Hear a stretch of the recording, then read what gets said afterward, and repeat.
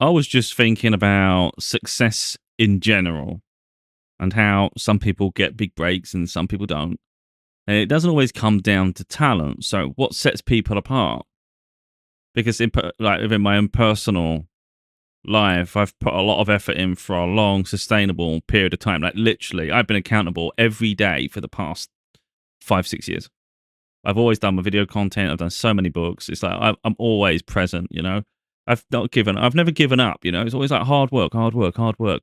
No recognition of that hard work. I struggle with book sales. I struggle with views on my content. I'm not. It's like I don't like marketing myself. I don't like self promotion. I don't go. I don't like trends. I don't do any of that shit. So it holds me back. And none of it really it hardly ever makes sense. To be totally honest, I come across arrogant sometimes because it's my confidence, and I am opinionated on certain topics. So people can take you one way or the other. But I don't doubt my abilities or the quality of the content I create. Now, people might not like an opinion or something, and they might have a bias in that sense. But I don't think anyone that can actually like reads my books or listens to me speak, I don't think if they could honestly say the quality is poor in the delivery. You might not like what I've got to say sometimes, but the delivery, how I communicate, I don't. Again, this is where the arrogance comes in. But I don't think there's many that do it as good as me. In all honesty, now just saying overall production, I'm on a budget here. I don't have a lot of money. I keep saying that. I'm not. I haven't seen the success. I haven't been able to invest as far as I'd love to invest. I've done the best I can, like expanding equipment, even when I don't have the resources truly to expand it or to justify it. Like literally, buy a nice microphone, you get a nice mic home, got a decent camera, got to set up as best I can in a limited situation, and yet I'm not even financially benefiting from it. So it's outlay, nothing coming in from it. It makes no sense. But I invest all the time in me. So I think that's really important, and that comes full circle to this conversation because I noticed I've noticed some people, I've noticed their growth, and it does make me smile. For instance, I saw someone the other day, and sometimes some people probably do their own content because social media is very fickle. You never know truly what's genuine. You don't know if something's been set up in a way to get people to see a certain perspective. A lot of it's like fake. A lot of social media is incredibly fake, and I don't like it. I hate trends. I hate the fact that people take quotes and then they'll do a post, and then you'll see maybe 50, 100 videos with that same quote, and it's like, well, who did that one? But they're all acting like they created it. It's like this is sad. Like, where's the originality? But one thing I've noticed, like for instance, this situation, this guy does Lego and he likes to build Lego and he hasn't got followers. And you see it all the time. Oh, my partner did, he's literally he's sitting here doing this and no one's watching. And sometimes you just think, well, you're just crying for attention, really, because I've seen this sort of thing so many times, and I'm sure others have. But sometimes you get people that go, I'll follow, and then it snowballs, and then you see again, you can't 100% say because social media is so fake. Now they might take it for granted, or they might not take it for granted. They may be genuinely appreciative of the support they get, or it might have been set up that they expected it in the first. You can't really tell truly with those sort of things. But you'd like to think, let's not be skeptical. Let's just take it at face value. And there's literally growth. They appreciate the opportunity. They appreciate the support people have given them because people started sending them free Lego sets, and everybody knows Lego is quite expensive. So it's like, that's pretty cool. You're gaining followers and people are investing in your hobby, your craft, so you can create more content. And it's like, this is nice. So when you look at that, if like you again take away all the skepticism and the potential that there's anything could be artificially augmented and all these little things, because if you go deep enough, you could start thinking this could be really a way to just pull at people's heartstrings and things just to get things. So you got to be careful of that. But let's remove all that and just say this was all genuine. Where did their growth come from? Because I'm recognizing this quite a lot. It's very hard to be self-made. Well, I'm seeing it for myself, Like I said, I've been going long enough. This is just a joke at this point.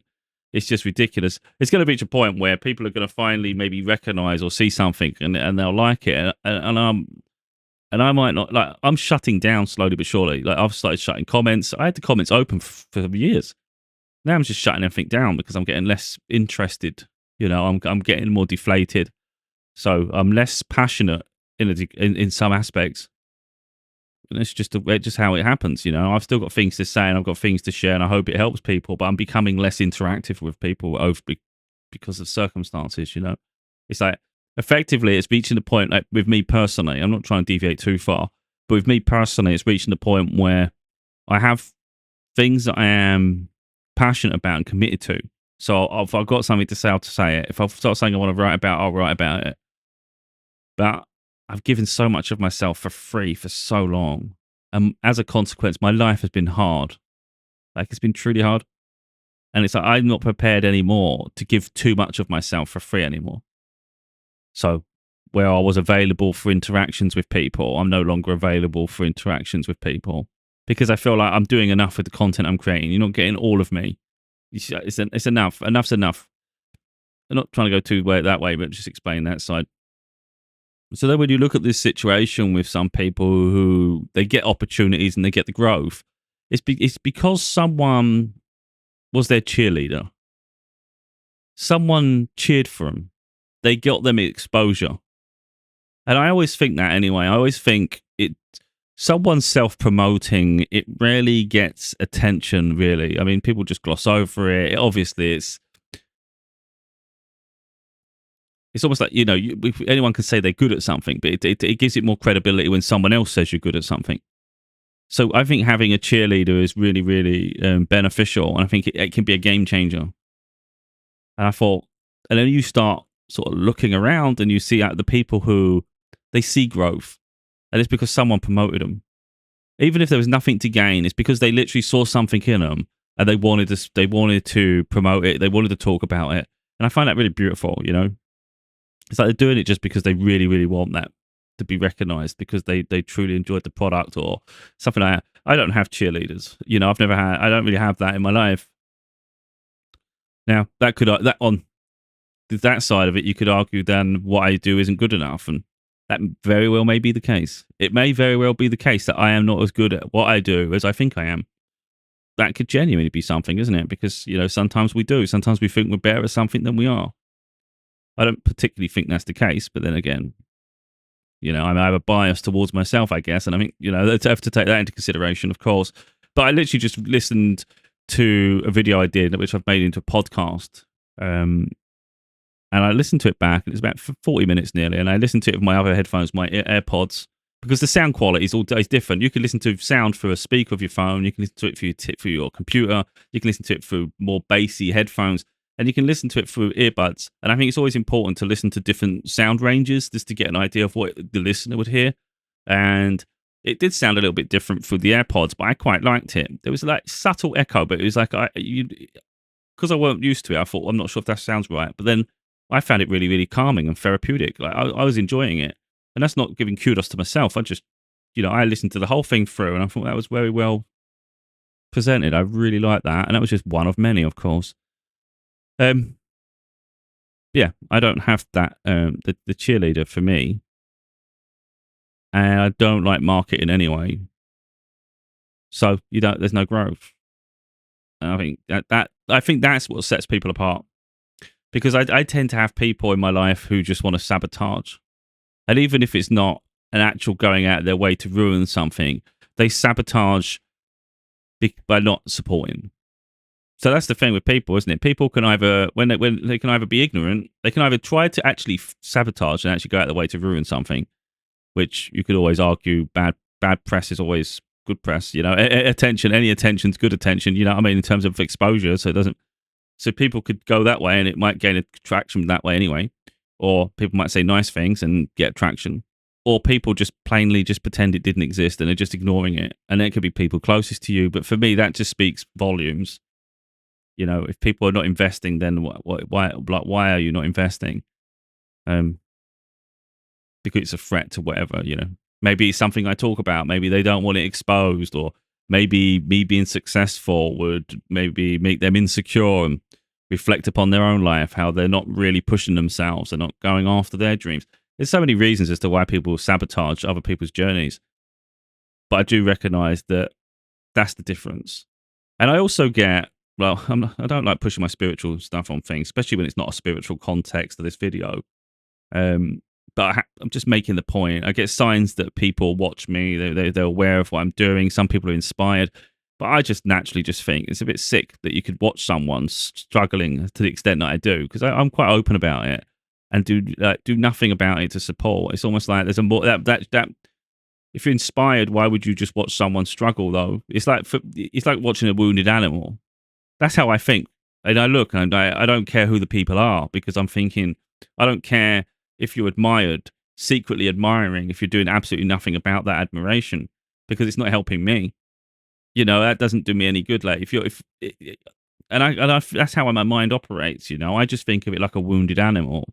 It's a bit sick to just sit there watch a wounded animal just to see what happens. That's a bit in my head. That's twisted.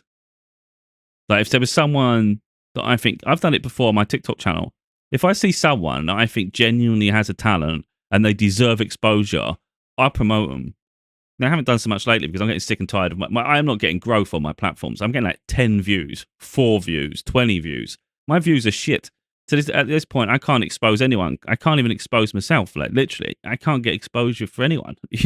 So it's a waste of time at this point. It's like I'm stagnant on every level. But when I've seen talent, I've tried to promote that talent. And I think when other people just choose to be blindly ignorant and they want to secretly be cheerleaders, it's like, but you're not. It's like, then, don't come forward when I am successful, because I don't want to hear that shit. Like when I'm successful in the future, I don't want people to say, oh, I saw you at the beginning, and I always knew you'd make it. It's like, yeah, that speaks volumes of you because you didn't do shit about it. You just watched. You just watched a train wreck for a period of time. That's what does that say about you? Like, I'm not trying to be cruel here, but I don't need those sort of people in my life. You either support or you don't. And that's the thing that's the thing I lack. So that's a game changer when people invest in you, though, isn't it? And I've always thought that. Like, I don't ask of anything of anyone, even reviews on my books. I don't ask people. Like I've said before, like in other content. At the end of my books now, I think I've put things like a call to action. I don't like calls to action. Like I've seen other content creators, they do the videos, and about 10 minutes into the video, or even earlier, they'll say, look, is there, if you could, because I know a lot of people like this content, but they don't think to subscribe and follow, and it really helps with marketing and all sorts. They'll explain it in a good way, like make it, you go, oh, yeah, yeah. And it's good, but it's a call to action. And that's smart, because if you don't do those calls to action, people might not interact. So if I did placeholders in the middle of my videos, for instance, you could edit it. It could just be something automated. I could record it once and then do edits of my videos and then place them in there. And I mean, you could say it's smart, but I don't like artificial shit. But effectively, you would put it in there and say, look, if anyone's watching this and you're getting anything from this content, then really clicking subscribe helps my channel grow.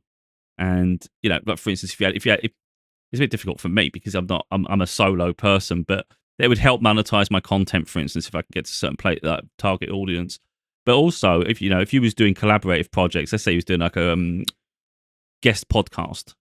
Well, of course, if you had more subscribers, it would allow you to get more prominent guests. So that's really what they're pointing to. Because I saw something recently and they said something like that. They just said, we'd really appreciate it if anybody watching this that enjoys the content could press subscribe on this button. It really helps us get the caliber of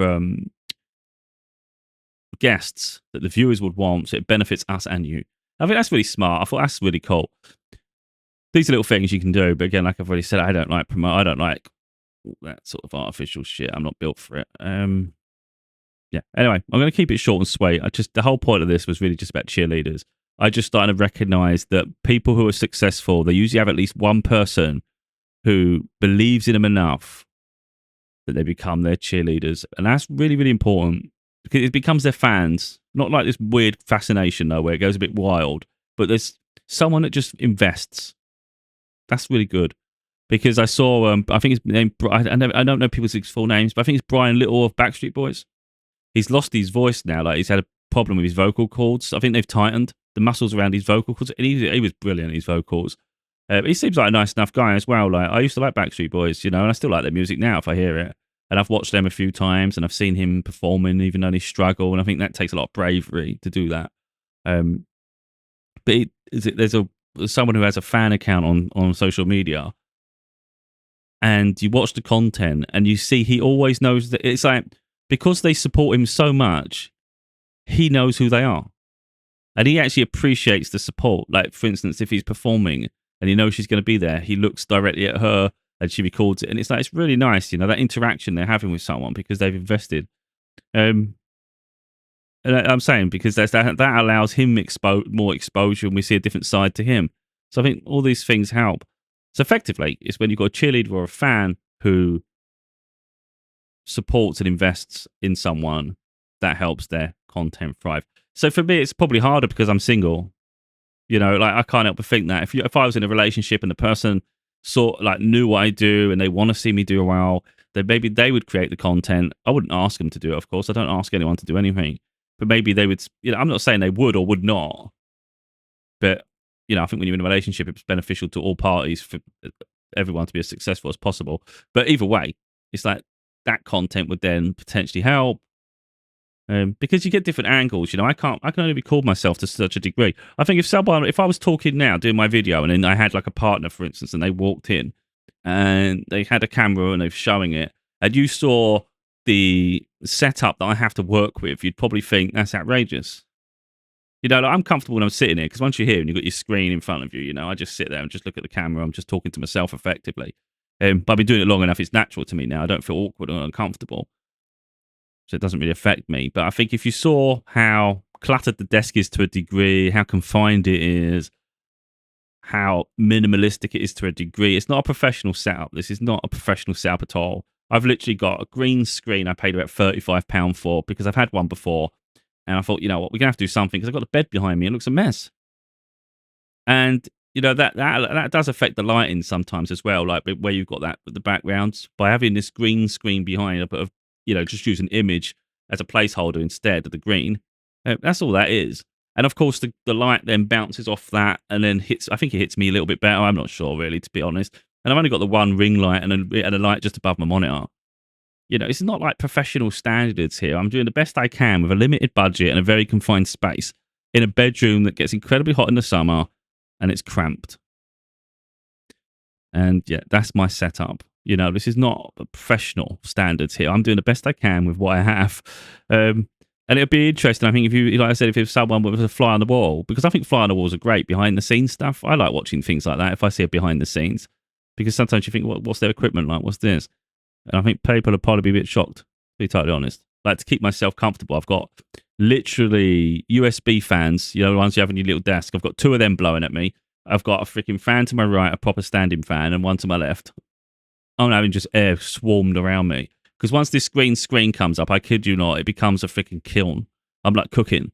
Because the room's stuffy enough as it is, and it's not the biggest room. And once you have this green screen behind you, it just creates the heat, just gets blocked here from all the equipment, like the computer and stuff, the laptop. It just gets consuming. You end up overheating.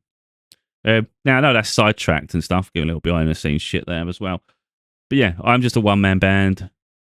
Think of it like, let me see if I can get it up. I don't know if it's worth getting. I won't get it up. Someone can do the looking if you don't. I could do it here. I can't be bothered. Think of it like a Mary Poppins, the original Mary Poppins, not the new one. And they go to the park, and the guy's got the musical instruments, and he's literally got everything. I think he's got a harmonica on his mouth, and he's got like drums and tambourines and all sorts of shit. That's a one-man band. That's literally all in one, encompasses all. That's literally what I am.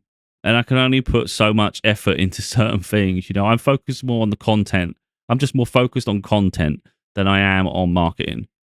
Like when I do my cover designs for the videos, I know for well, look, if I was to do stupid like, you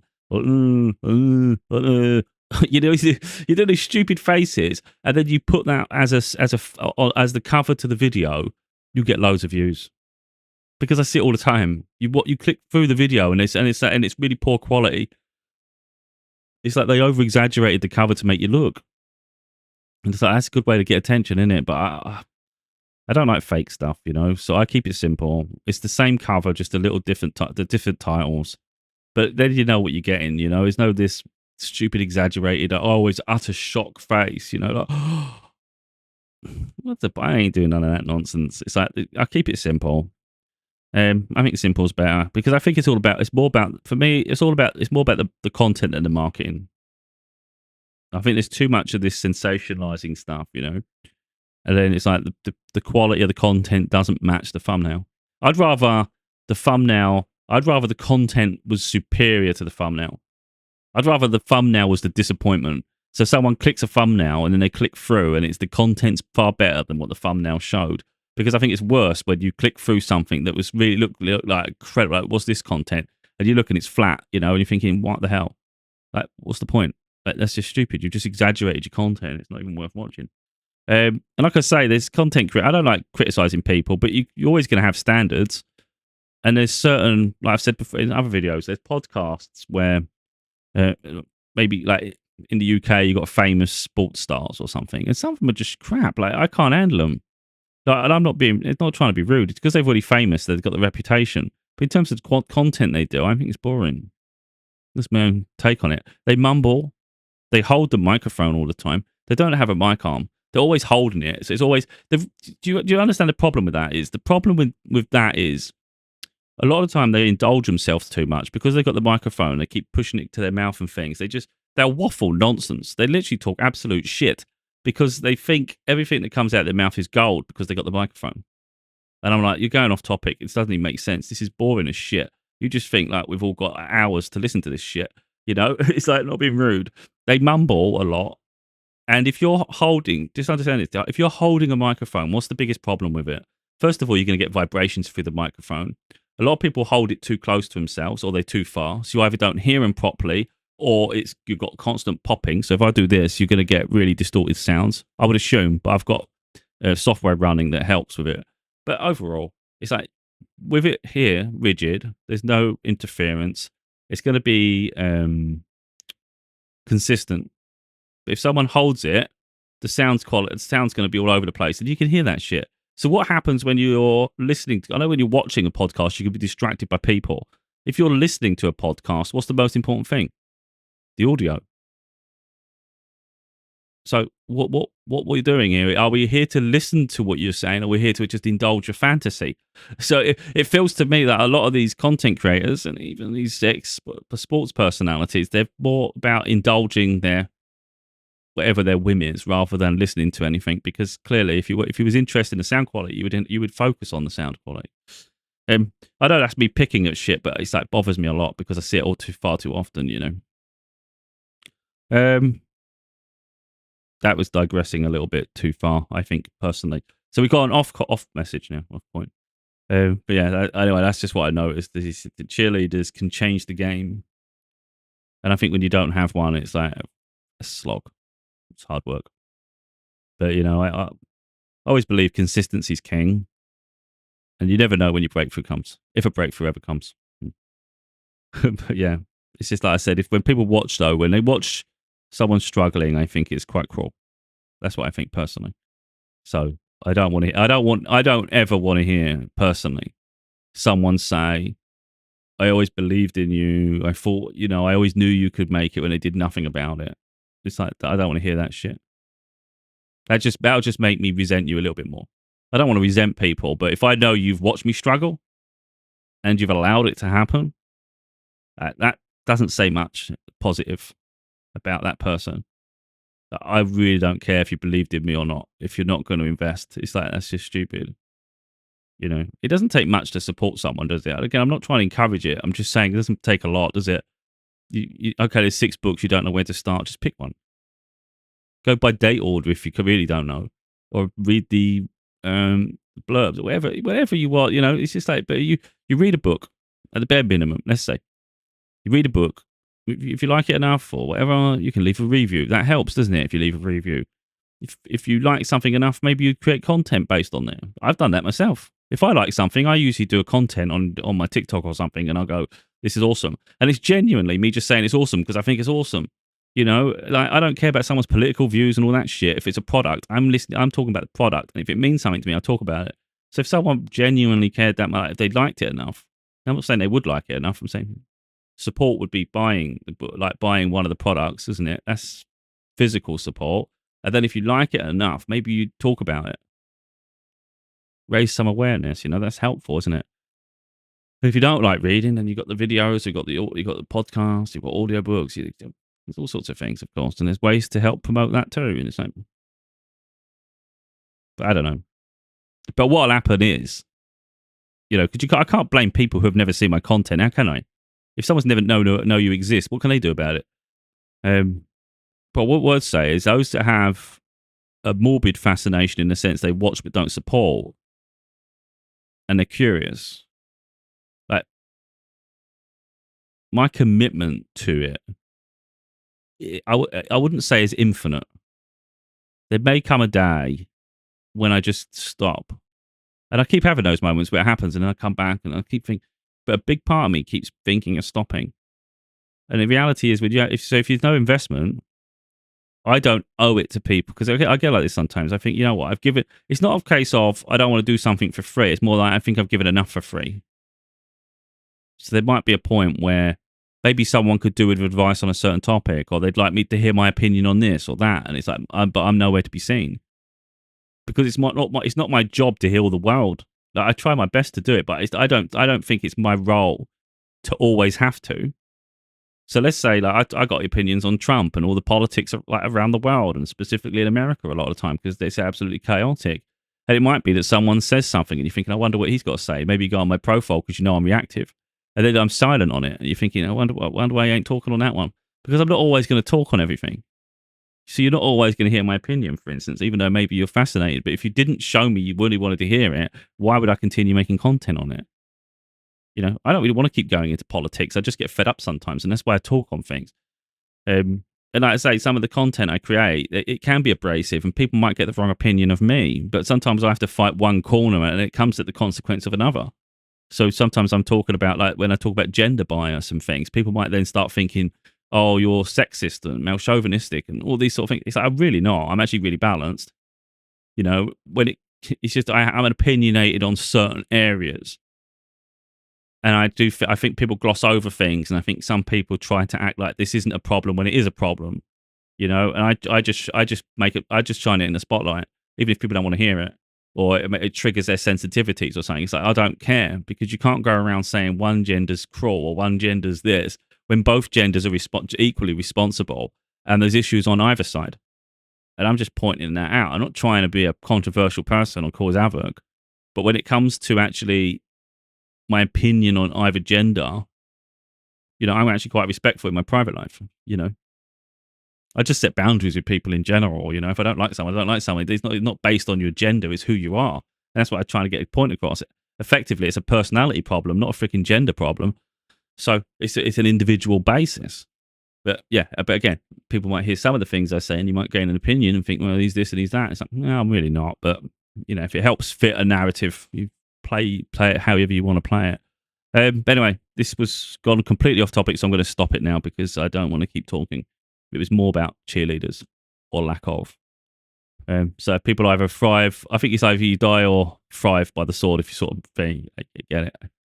But yeah, it's nice to see people to be successful. But yeah, that's a side note. I might leave. I'm not leaving YouTube because I like creating my content. I'm getting less and less interested with TikTok. I'm getting fed up creating the content because it takes the videos I do on YouTube. I then need to edit down for TikTok. I have to go for a whole process. And then they only get so many views. It's like, it's a waste of my time. It's genuinely a waste of my time. The only thing with TikTok I like is the fact that it keeps me up to speed with the latest developments in the world, especially politics, but in all other avenues.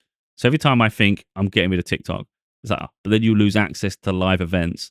It's the same way Twitter used to be like that for me a while ago. Now it's more like TikTok. So I'm torn with TikTok right now. But believe me, I could leave at any point with that because I'm actually, as much as I love to hear the latest news and be up to speed with everything that's happening in the world, the other side of TikTok, I absolutely hate. I hate trends. I genuinely hate trends. And I'm seeing it too often where people just duplicate content. It's the same shit over and over again. There's a lack of originality. That bothers me a lot. There's also a lot of discrimination. Like, I keep seeing it and it's triggering me, and I don't want to be triggered. And it's why I create the other content. That's like I said when I just did about the gender thing. There's an awful lot of women in comments that I'm seeing, not my videos, but other people's content. And they always twist that. I'm not saying all women, but just the comments when it's a woman and a negative. It's always the same narrative though. it's always the case of they're attacking men, even if the content wasn't about men, you know? And it's just like, it's getting a bit ridiculous now, where there's a section of society that just despises men in general. Like, it doesn't matter. But I've already said it's a personality thing, not a gender thing. There's a lot of women at the moment who hate all men. It doesn't matter about your personality. They've already sort of done. They've already judged every man on the planet, you know, and accused them of this and they're all this, and it's just getting a bit. That's incredibly toxic, you know. And I see it, and I think about reacting. I'm thinking, I'm not. I can't. This is pissing me off too much, and it's getting more widespread in society now. And it's like, again, I could create content on the back of being triggered, but I don't want to keep going there. It's not my battle to keep fighting, you know. And I think that sometimes I think in that moment I could say something, but then I think I can't be bothered. And after I can't be bothered, I'm thinking that's for that person to heal. It's not for me to keep dealing with it. So what that means really is that in general, there's topics I could talk on, but I'm just going to leave people to their own misery. It's like, it's not for me to educate that person. I'm not going to educate everybody all the time. It's obvious to me there's an issue there, and they're going to have to seek therapy or something, because somehow you're going to have to integrate in society and find the reality that you're just not always going to be the main character in every situation. And there's going to be times when you're going to be literally the marginalized. You're going to be the small, like, you're going to be around people who you've already prejudged, and it's going to get incredibly uncomfortable. And you may even get called up on it. It's like, are you strong enough to cope in that situation? If you can do it in, you know, so when you segregate yourself to that extent, can you cope in the environments? And I can't bother to keep going there, you know. But anyway, this is me signing off now. I think I've ranted far too much.